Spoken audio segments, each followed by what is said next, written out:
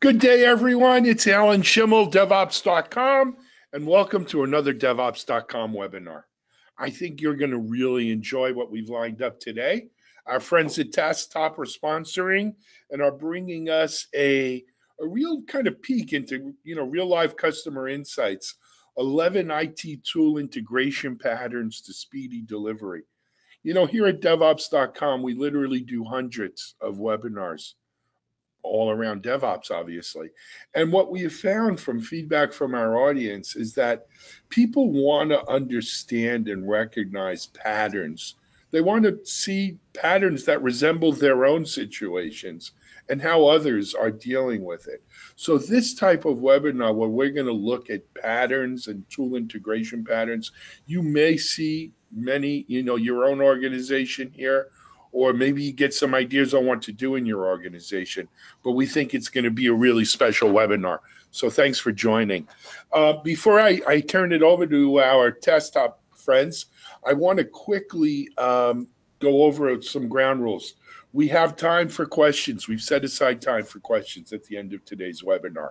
If you look at your GoToWebinar control panel, you'll see a little section marked questions. If you click the arrow or caret, so it's pointing downwards, it'll expand, and you can see that you can type your question in there. We encourage you, insist even, type your question in real time. Don't wait to put your question in when we say, okay, now it's time for questions. By then, there may be literally dozens of questions in ahead of yours. You may forget what your question was in the beginning of the webinar. Don't fall into that trap. Type your question in real time.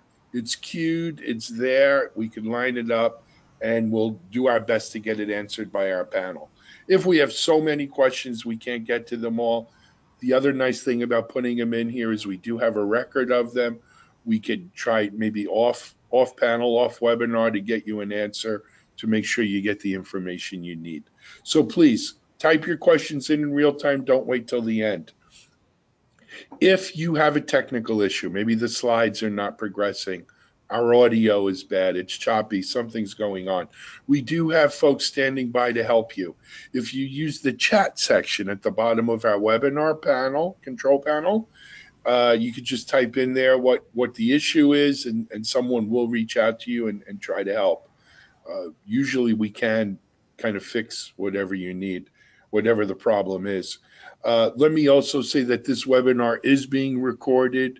The slides and the webinar will be available on DevOps.com, or maybe more correctly, DevOps TV, our YouTube channel, where all of our webinars are, almost all of our webinars are. If you want to go back and look at some pre-recorded ones, it's a great way to do it. Lastly, we are going to be doing some polling questions today. It's one of my favorite features of the webinar because we get a chance to see what you, the audience, are really thinking about or, focusing in on. But polling questions, like so much else, it's only as good as what others do with it. If we only get 20% of you who answer the polls, that's not really indicative of the audience. So please, they're short, multiple choice kinds of questions. Take a moment, answer them when we ask them. It'll make everyone's experience at the webinar a lot better. Okay, with that said, let's turn now into our webinar. As I said, sponsored by TaskTop, Customer Insights, 11 IT Tool Integration Patterns to Speed Delivery. Joining us today are Chandler Clements, Product Analyst at TaskTop. Chandler, welcome. Yeah, thanks, Alan. Fantastic. And steering the ship, Nicole Bryan, Vice President Product at TaskTop. Nicole, welcome. Hey, everybody. Glad to be here. Glad to have you here. Guys, if it's okay, I'd like to hand over things to you. Before we do, I do want to introduce one other important person to our group, and that is Sarah, who will be helping with questions later on. So, Sarah, thanks for joining. Nicole, take it away. Fabulous. Thanks. Yeah, we're super excited to be here. And kind of as you said, obviously as a product person, I do lots of webinars and demos and often about what the product does.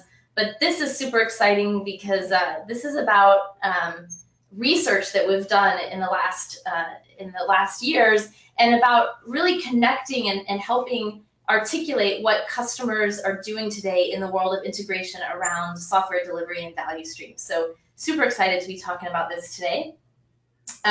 Just a quick agenda. I'm going to run through an introduction to the research that we're going to be presenting. Then I'm going to hand it over to Chandler to talk through these 11 integration patterns. And then we thought it would be helpful to also show 5 customer use cases of how they've specifically used the integration patterns for their organization, the challenges they faced, and how the integration patterns helped them. So with that, I will get going. So, this audience, it clearly knows how complex it is to build software, right? Sure, at a high level, ideate, create, release, and operate. And really, in the last years, we're also trying to be much more customer-centric around that. But while this may seem, kind of pretty and simple, y'all on this call certainly understand that behind that, it really translates to a large number of activities that are going on in order to create or ideate or release. And all of those activities are actually accomplished by a large variety of tools performed by various roles in order to actually execute on those activities. And so what you find is that your success at building software has direct dependencies on your tool landscape and how well the tool landscape operates. Another way of thinking about it is how would you fill in this diagram at your organization? How would you fill in that diagram? What tools would you put there? And what flows of information would you put? Well, that's what TaskTop has been asking for over 5 years. And that's what we're here to talk to you about today. And so here is a subset of what we call our software delivery value stream library. Try saying that fast 10 times in a row. It's not very easy to do.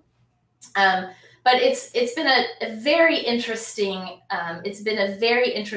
road as we endeavored to really dig into these diagrams. Chandler actually spent, I don't know, a ton of hours on this project. So we've learned quite a bit. So it was 300 different enterprises, over 1,000 different integrations, and we're super excited to share what we've learned. But of course, we're not going to quite share what we've learned yet. We actually want to ask y'all some questions and do a little bit more context setting before we do the big reveal. So here's our first poll.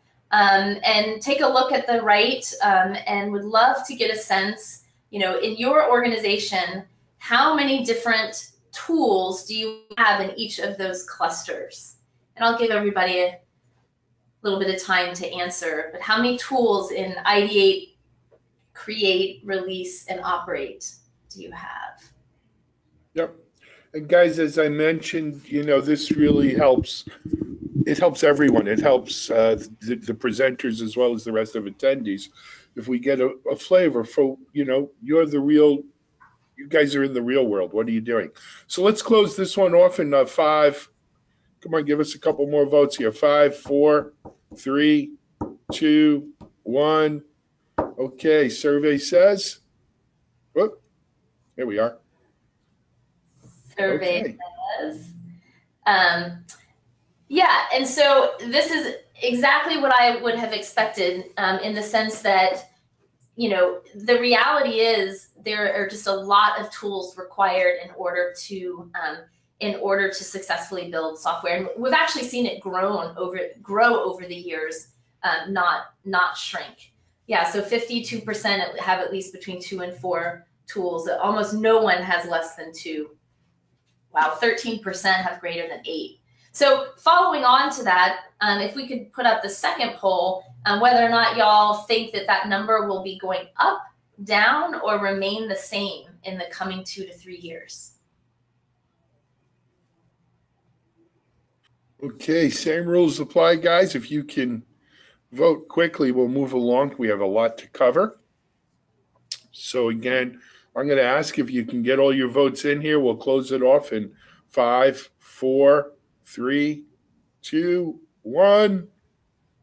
Votes in. Poll shows. This is fun. I haven't done the poll thing before. It's very fun. Yep. Okay, so 56% think that number is going to be going up. And I think I would love it if I could be in front of everyone and ask all the reasons why. I would love to get those reasons. Obviously, I can't do that on a webinar, but I find it super interesting that people feel that number is going to go up. So given that, I want to walk through I want to pose one more notion, if I can get my screen to work again. Hold on.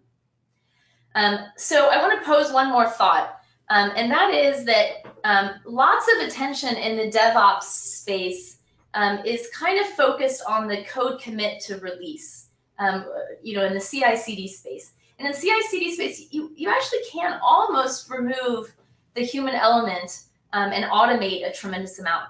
But what about everything up above? And what you'll see in the patterns that we've discovered, it really shows the importance of the equal value and focus on both the kind of ideate and create quadrants, as well as the release.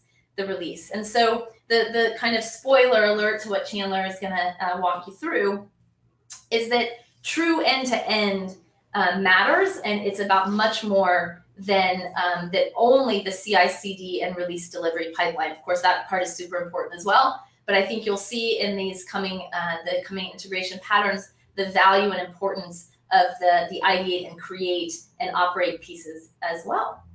So with that, I am going to pass over to Chandler to walk through the results of our research. Chandler, over to you. All right, cool. Yeah, thanks, Nicole. I'm excited to talk about some of the findings we had from analyzing a group of companies, and it was just a great opportunity to be able to see how the landscape's kind of changed, what tools these companies are using, and what they're interested in doing with these tools. Just a quick point, 5 years ago, it was a lot different than it is now. And we're going to see how that's kind of evolved over time. So this slide shows a breakdown of the different companies that we were able to survey. The industries here, you can see financial services and healthcare are at the top. These are highly regulated industries, and we're going to see a theme as we look through the next set of slides. It kind of looks at this theme more in depth. And then these are all large enterprises. That's important to note as well. And one thing I want to point on is that automotive is the smallest section here, but we're seeing a trend of them wanting to be more connected with their value stream and wanting to get deeper into software for building their cars. This slide shows the popular endpoints we found when looking at all these companies and the tools they use. You'll see on the left side here that there's Micro Focus, HPE, ALM. I don't think anybody is surprised here, and this is due to a lot of these companies being large enterprises. And on the left side, you'll see TFS, you'll see IBM Doors Next Gen, and then the right side, you'll see Jira, ServiceNow, Jama. The reason we split up like this is because you can see on the left side, these are the more established tools. These tools have been around for a long time, and companies have been using them. While the right side is more of the new up-and-comers, they're more fit to the Agile methodology. And we want to show side by side because large enterprises aren't really focusing on one side or the other. They're connecting between these old or more established tools. Chandler's looking at me because I'm like twice his age, old like you versus, established. These established tools that have been around for a long time with these newer tools that are trying to do different things. This slide just shows the most popular artifact types, with the top row being the stories, epics, defects, requirements, features, and the ones below are a little less common, but we did see them repeatedly after looking at all these companies. I want to jump in here, Chandler, and point out again that top row, which are most popular, stories, epics, test cases, requirements, features, those are all, again, in the ideate and create phases, the stuff above kind of in that picture I showed above the CI/CD part of the world. All right, cool. And just one thing I want to add before moving on to the next slide is that vulnerabilities is at the bottom here, but we're starting to see an increased interest in including security in the overall value stream. So I expect to see vulnerabilities being more common over time. Yeah, totally agree with that. Very interesting. And as Nicole touched on earlier, true product value streams really require end-to-end integration. And these data points here really just prove that companies are starting to think in more of a value stream and wanting to connect the different pieces instead of working in just one section. So 70% enterprises integrated 3+ tools, while 40% were 4+ tools, and then 10% had 6 or more tools in their value stream. And that's substantiated by the polling we just did, and that it's probably going to keep going up. Mm-hmm. All right, so while looking at all these companies, there was a lot of similarities we found, and they all tended to emerge in the specific integration patterns that these companies were interested in. So there's 11 primary patterns that we kept seeing repeated, and we're going to talk a little deeper on these, but just wanted to note that these are not the only integration patterns. We are discovering new ones all the time, and we can expect to see more primary patterns evolve as these become more common with different companies. We've seen this tool landscape already, but for the next set of slides, we're going to split this out and show an integration pattern framework to better describe and represent how these tools and areas can be connected together. And one quick point is that 66% of companies have had interest in 4 to 8 integration patterns, which if you look 5 years ago, it was just one integration pattern that they were focusing on. So you can see that their sophistication is being realized for the value stream, and that they realize they need to adapt to the complexity over time. Okay, now we're going to jump in, right? Yep. We're going to go through the 11. Yeah. Hold your horses, everybody. So this first one is the most common, the most interesting or interested integration pattern that these companies saw value in. And this was also 5 years ago. This is the one that we saw all the time. So no surprise here. With this pattern, this involves developers and testers in trying to create alignment between these two different teams who are using two different tools. The testing and QA team has their test management tools, such as Microfocus or HPE QC, while on the other side, developers are in their Agile planning tools, such as Jira. And testers need to see these defects and the status on these to know when to test and when to retest these defects. So if you were to connect these tools, you can see here, you can just mirror those defects over into the test management tool, and the testers have visibility to the actual defects for them to test against. So this next slide shows a PMO to Agile kind of flow, and 50% of companies had an interest and saw some value in this integration pattern. This involves, a PMO office or a PMO project management office has their own PPM tools, such as CAPPM, where they have their high-level portfolio items. So they have these initiatives and investments over here, but the development teams are actually executing on these initiatives. If you were to connect these tools, as shown in this scenario, you can break down those high-level initiatives into actionable work items, and developers can work with these epics and stories and tasks and have a way to really tie the development to the customers and the true business value. And this slide shows requirements traceability, which is more of a combination of a bunch of the other integration patterns we're going to take a look at. And this, I said earlier, there's going to be a theme of these highly regulated and industries that need to have compliance. And this is going to be very important for those companies, as it's really necessary to have a sophisticated and traceable set of requirements to meet compliance needs. Yeah, I found this to be super interesting I think people underestimate how much requirements management tools are still very much needed and used. I found this one to be maybe a little bit surprising in our research. So this next set of slides is going to be related to specifically help desk or service desk tools. So the first one in this group is related to incident escalation. So whenever the support team or help desk team receives customer inquiries or has incidents reported by the customers, they can take a look at these and determine if they're high priority. And if they're high priority, they'll need to escalate this to the development team, but they're in another tool. So if there's a disconnect and slow feedback, if they don't have these flowed and connected in some way. So if you were to flow, let's say, ServiceNow incident over to Jira for the developers to take a look at, they can see that it's been escalated, it is high priority, and they need to work on it quickly. And they can also flow back the status of this incident and let the support team have a way to inform the customer of the status of fixing their problem. So we're going to stop again here because we have another survey question for you all to take a look at. Okay, so help desk incident escalation. How is this your integration? How is this integration accomplished today in your organization?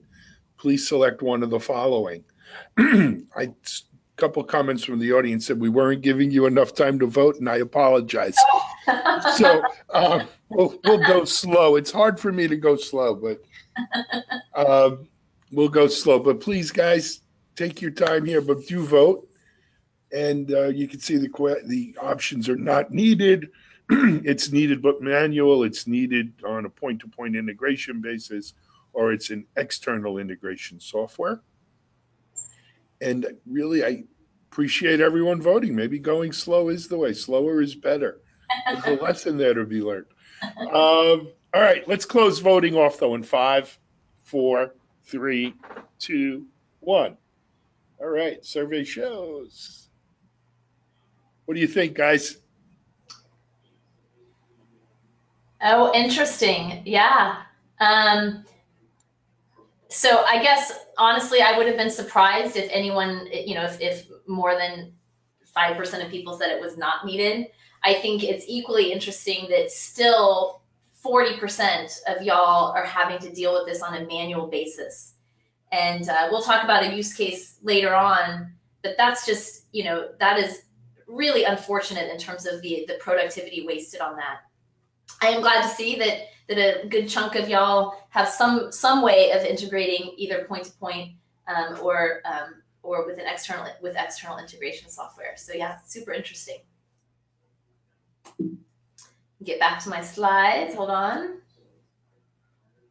All right, cool. Thanks everybody for the responses. So next couple of slides are more help desk integration patterns. This one specifically relating to feature requests. So instead of the support team receiving a problem, they actually receive a request for new functionality within a product.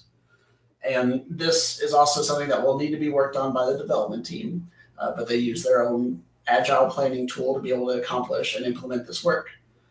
So if you were to connect these tools together, you'd flow over these feature requests and break them down into epics, stories, whatever actionable work items are needed.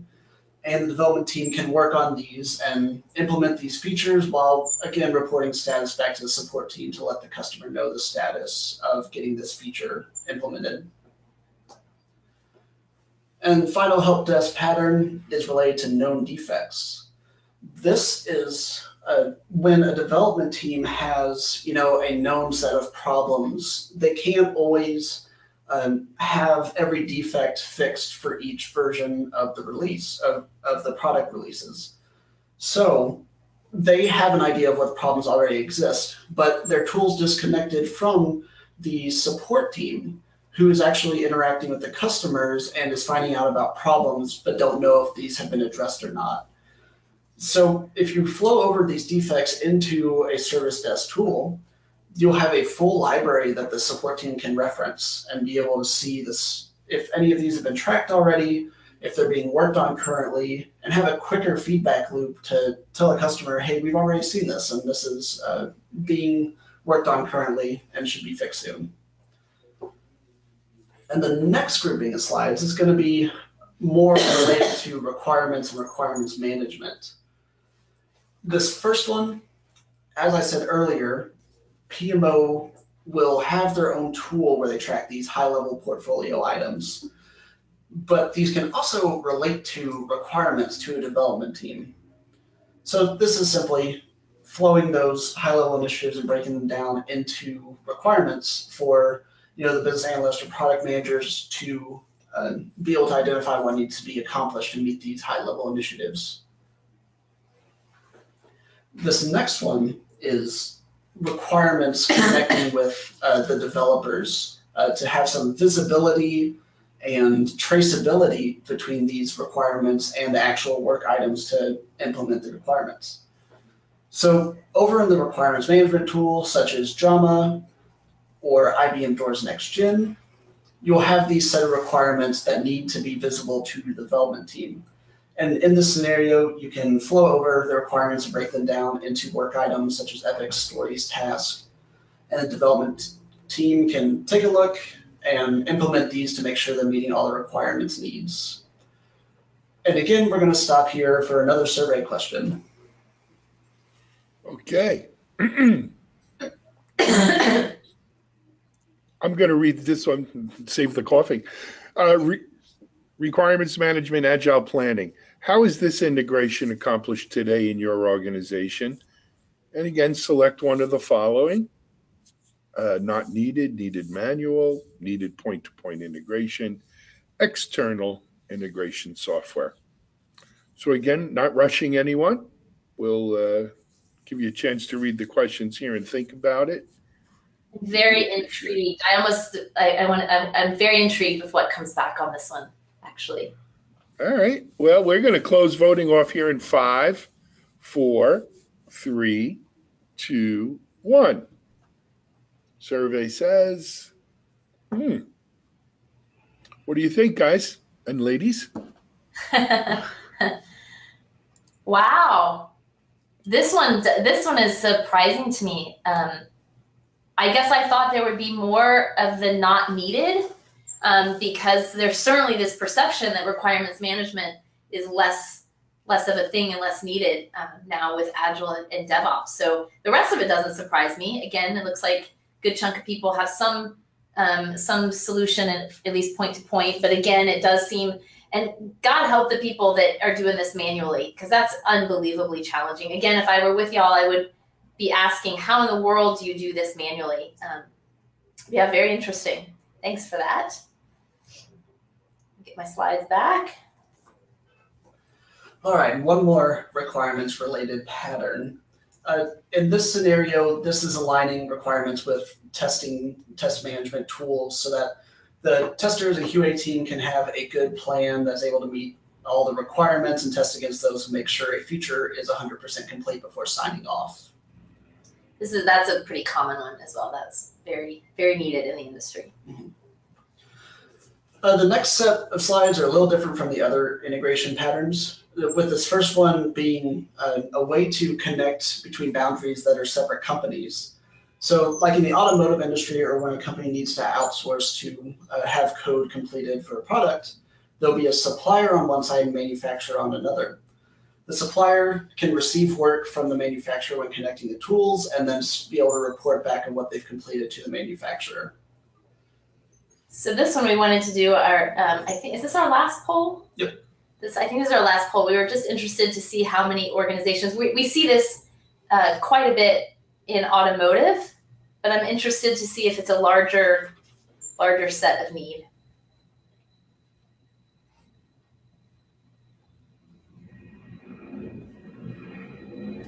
Okay.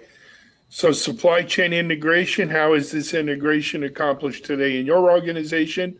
Same kinds of answers, guys. So hopefully by this time you're kind of used to it. But again, not rushing anyone. Give you a chance to vote, but please help us.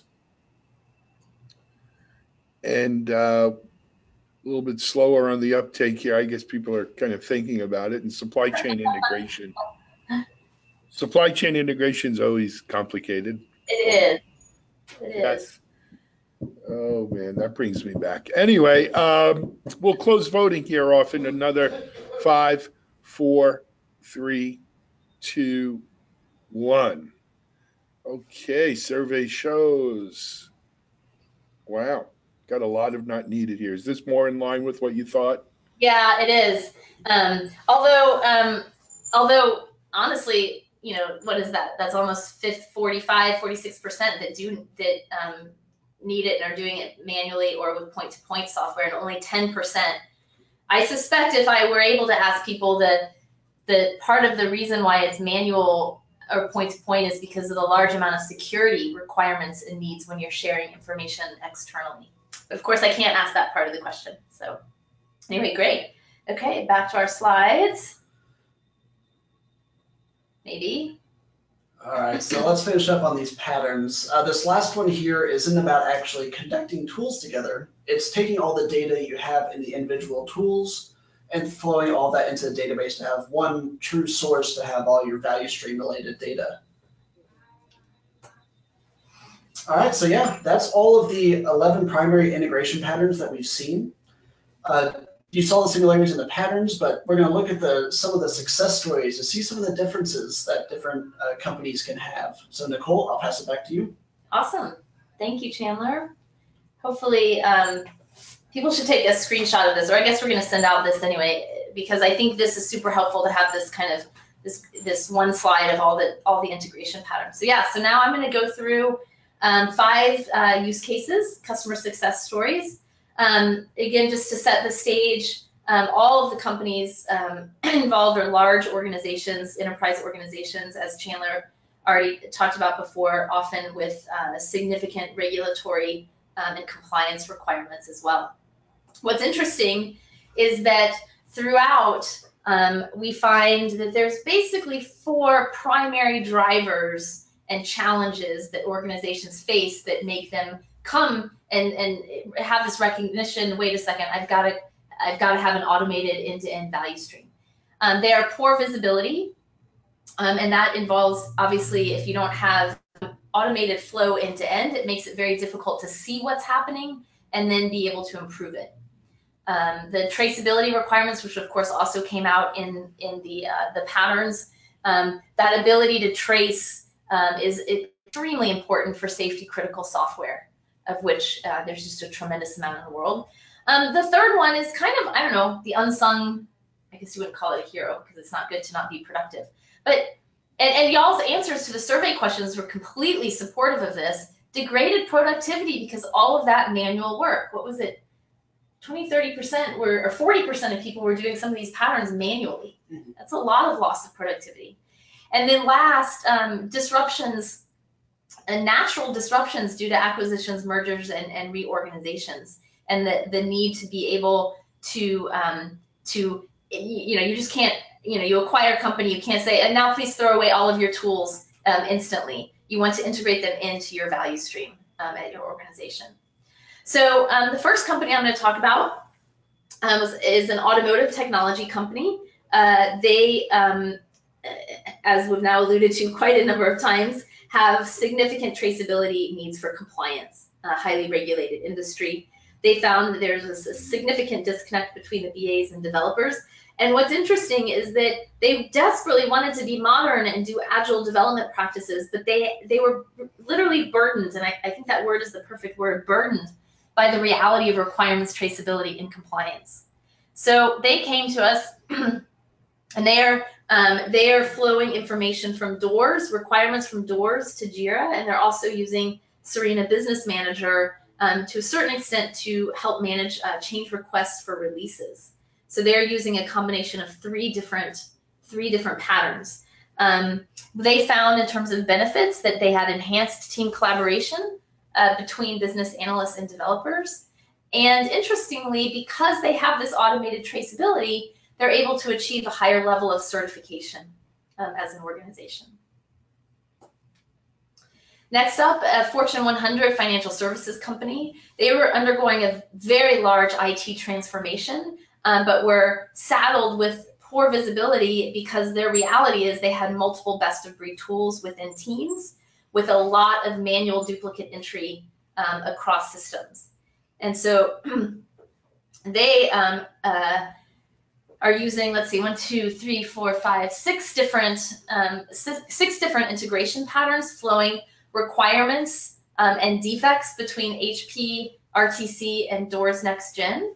And then also modernizing and beginning to use more Jira, but needing to have Jira still integrated in with their testing environment, which is HP ALM or Micro Focus ALM. They also have ServiceNow, where they're using the help desk and Serena Business Manager to help with releases. So they have some interesting quotes in terms of the benefits they saw. We allowed developers to focus directly on the tool they utilize in their day-to-day activity and can now better foster communication with others outside of development.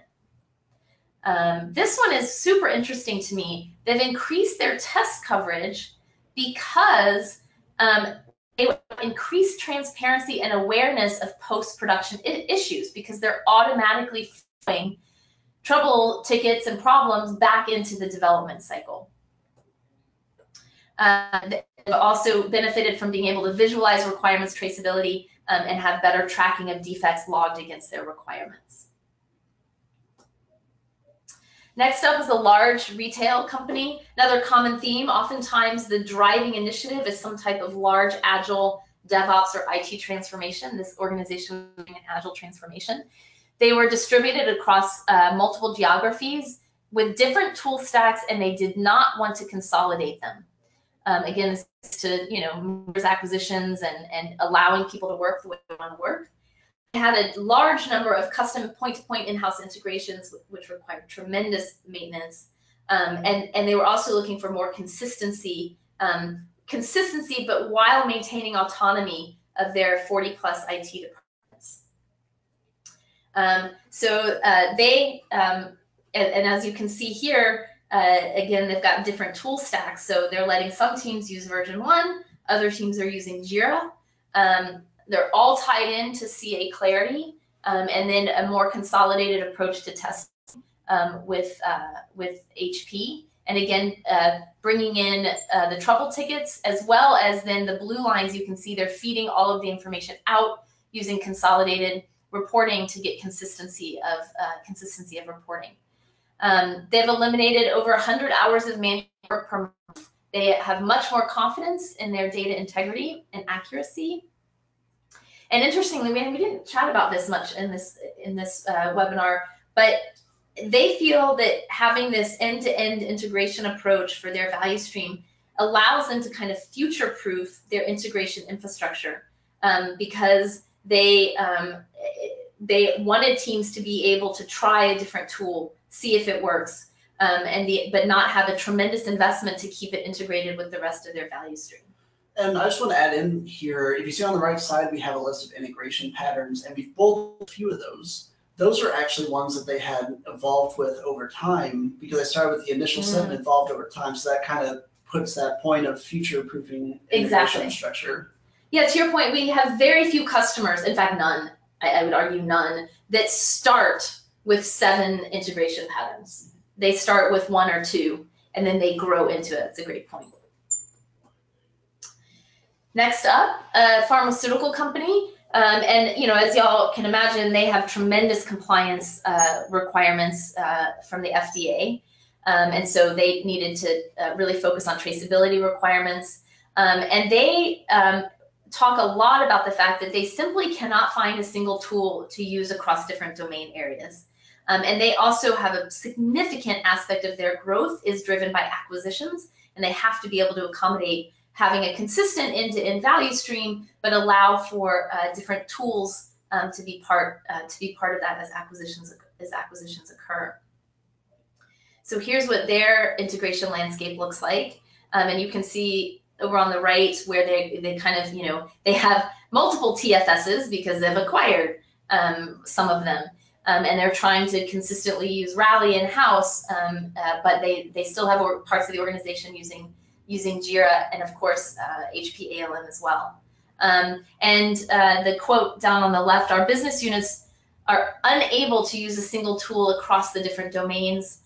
This way having a broader integration strategy can meet the business needs and keep people in their tool of choice.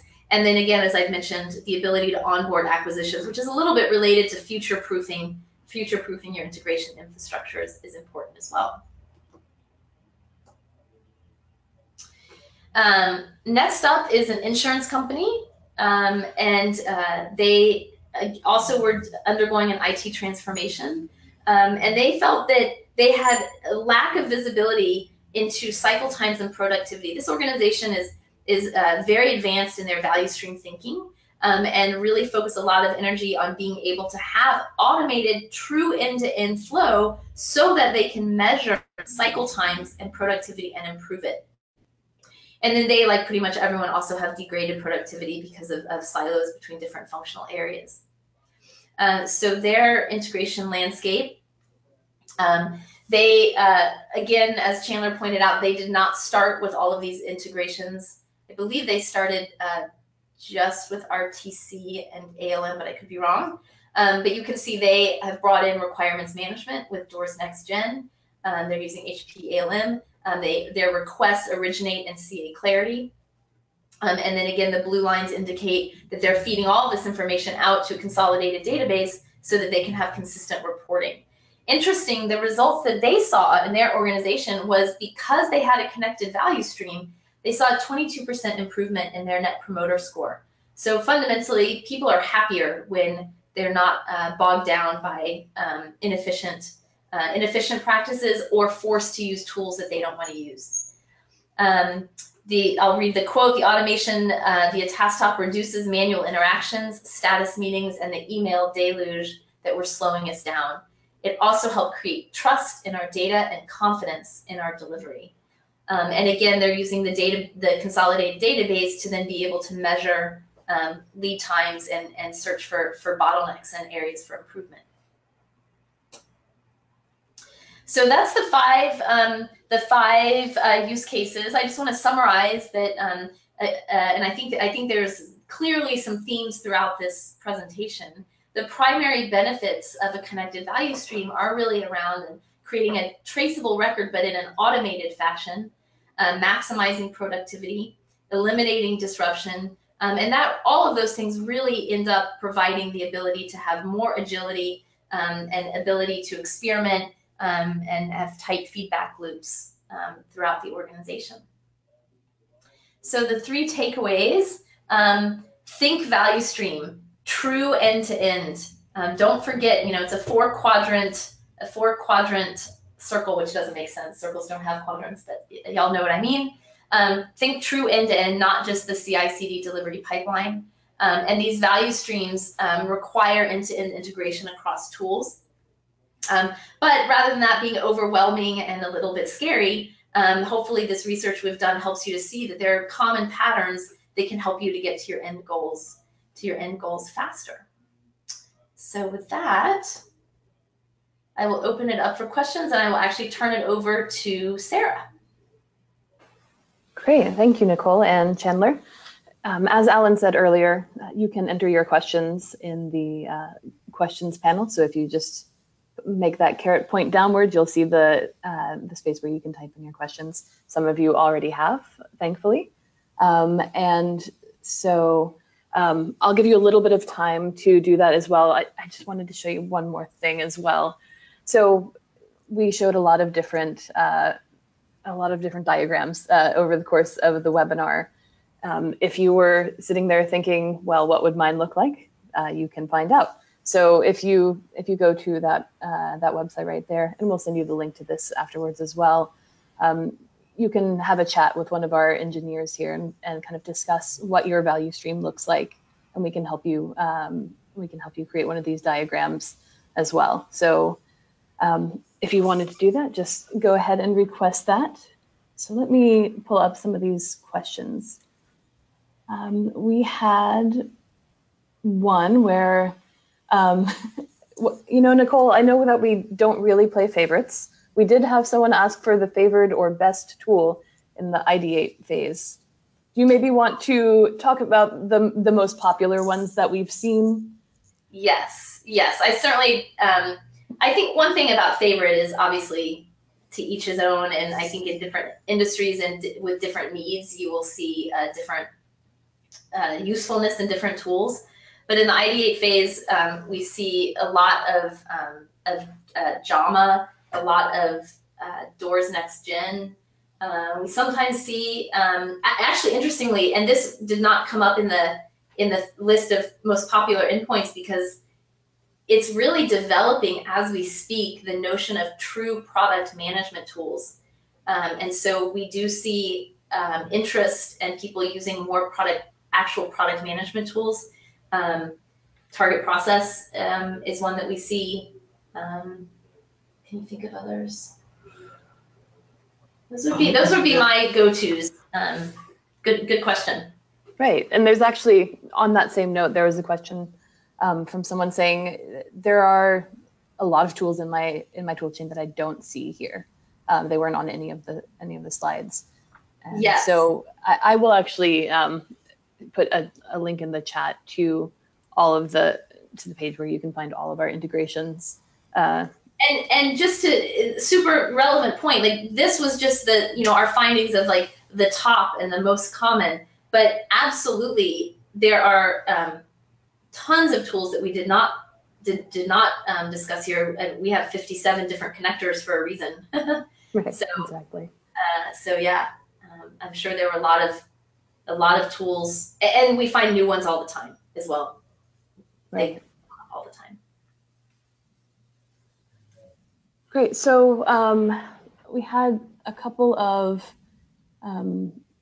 questions around around automation as well. So I think specifically in the more in the CI/CD phase, are we seeing any kind of patterns around that? Absolutely, yes. In terms of the CID space, one thing that you see in the CI/CD space is the need for what I would call process orchestration, which is a little bit different from what you need in the ideate and create phase. And so you see patterns whereby you're trying to kick off processes and you're trying to, as the word says, orchestrate, coordinate the core automation aspects of builds and releases. That could be an entire webinar on its own, for sure. Right. We had someone ask if we see clients struggling with application security testing. Absolutely. Hands down, one of the hardest things. And it's becoming more and more prevalent and important to be doing it. But one of the problems that we see, one of the things that people face is that those tools produce an unbelievable amount of, I don't mean this in a bad way, but of noise, right? Like so for instance, we've had people say, I'm doing security testing and I want all the defects to flow into Jira. And then we usually say, ooh, all? Are you sure? Because it can be thousands, and a lot of them will be false positives, and so it really takes a little bit more thought to identify. You do want to flow the information into whatever you're using for defect management, but with some curation of it to make sure that you're targeting the right, that you've done that, I don't know, first level of triage, actually sometimes 2 or 3 levels of triage before that. But yeah, we see an increased usage of that area in tools for sure. Mm-hmm. We had one comment/question, I would say, about saying all of these technologies, it seems kind of to bloat the pipeline a little bit. Do you see any organizations that have kind of a small, like just maybe 1 or 2 tools that run a little bit leaner, and what are the challenges there? Yeah. So interestingly, to be frank, I mean, but obviously I sit in a seat whereby if they've come to Task Top, we know that they have a large number of tools. Right. You know, so there's that part of the answer. But in large organizations, no, I don't ever see organizations that have just one or two tools, because the reality is, you know, there are these specialized roles, and they do require specialized tools. Now, I do see people wanting to kind of try and, I guess I'd say, consolidate and not have, you know, 5 agile planning tools. It seems a little bit of overkill. But the reality is that TFS people, Microsoft people, they want to use TFS, and you know, non-TFS people, non-Microsoft people, they want to use a Rally or a Jira. So no, we don't see a lot of, I only have 2 tools and that's how it's going to stay forever. Right. Also because of the legacy factor. We have a lot of customers that are trying to use automation to keep their investment in these tools that they've had for many years valuable. Great. Let's see. Are there any open source tools included in these integration patterns? We have a Bugzilla connector, which is open source. Right. It's the only one that comes to me off the top of my mind. The other thing, and we didn't talk about this at all in this webinar, but there's a lot of, we have functionality that essentially allows you to have an API gateway to push events to us that often are coming from open source tools into your value stream pipeline. That too, Sarah, would be a whole nother. Right. So I think I've just heard you commit to a couple more webinars, so I'll hold you to that, Nicole. Okay, there you go. Great. Let's see. We have some specific questions around change sets and user stories. I think a lot of these more specific ones we might need to take offline just to get the questions around that, but that's one of my favorite ones. The whole change set to user story thing is, I find, one of the most fascinating. It's at the core of being able to have full end-to-end traceability, and yet it seems to be one of the least used patterns. Otherwise, I would have been showing it up here, which is really unfortunate, because organizations, I strongly urge organizations to use the capabilities to have a change set, to have your change sets automatically linked to the originating story or defect. TaskTop actually can help you do that. But putting that aside, that is a super important thing to do, and most organizations still do not do it. Whoever asked that question, I'm happy to have a longer conversation about that. Okay, David, there you go. So we have another question from Keith saying that Rational provides traceability internally. Does TaskTop recognize those links for other software like Jira?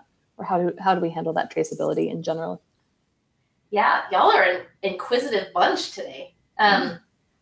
So we have a functionality that we call artifact relationship management. And if you are using a tool or a suite like Rational that has traceability kind of built into it, and you're wanting to flow information from that tool into a tool that's not part of the suite, like flowing into Jira, we can actually maintain and keep those relationships and create them in the other tool. Now, if you're flowing into a tool that fundamentally doesn't support that capability, we obviously can't do that. But we absolutely maintain and mirror the relationships and the traceability from your original tool to whatever tool you're trying to flow to. Did I answer that question, Sarah? Was that the question that was being asked? I believe so. Okay. Okay, let's see. Is it practically possible to limit to a few number of tools which can cater to the need of project/program to manage end-to-end flow? How is it possible to bring simplicity to the space? Yeah, I do think it's possible. I definitely think it's possible to have, on the order of like 3 to 5 tools in your end-to-end value stream. I do think it is hard simply because of the scale of most of the organizations that we deal with. So maybe I should answer it slightly differently. Within individual value streams, I think definitely you can have a more kind of streamlined 3 to 4 kind of tools involved. Organizations, though, a large scale organization will have hundreds of value streams, Right. which oftentimes will involve different sets of tools as well. But the way to do that is to focus on less on the tools and more on what are the activities, what are the set of activities and phases that you need to go through, and then map onto that what tool is kind of required to execute on that activity. And that's really getting into value stream network management, which is a whole discipline around value streams and how you model and map to them. Again, another webinar. Right. Okay, I think we've gone through most of the questions, and I know that we're running a little bit low on time, and I want to make sure that you have time to say any final words that you may have, Alan. Excuse me, I was on mute. Yes, thank you. So guys, as I expected, this was a spectacular webinar. Our audience likes these kinds of, really digging in deep into patterns and stuff like that. I would encourage you all to go check out the link here on your screen. I think it was also put out in the chat window for everyone to see. You could download these integrations yourself so you have them. And also, playing around with Desktop and seeing, these are 11. There's a lot of other patterns here to look at as well. So I also want to thank the audience for participating in our polling questions. It really does make a difference, as well as the great questions we got. But most of all, I want to thank Nicole and Chandler for delivering here today. Thank you so much. It was our pleasure. Yeah, thank you, Alan. It was great to share all this. I really appreciated all the questions. That makes it way more fun. So yes, it does. And we have records of them, so we have them out there. Guys, thank you to all for joining us today. We'll call it a wrap at this point. It's Alan Schimmel for DevOps.com. You've just sat in on a great DevOps webinar, and we hope to see you soon at another one. Many thanks to Desktop for sponsoring today. Bye-bye, everyone. Thanks, y'all. Bye. Bye-bye.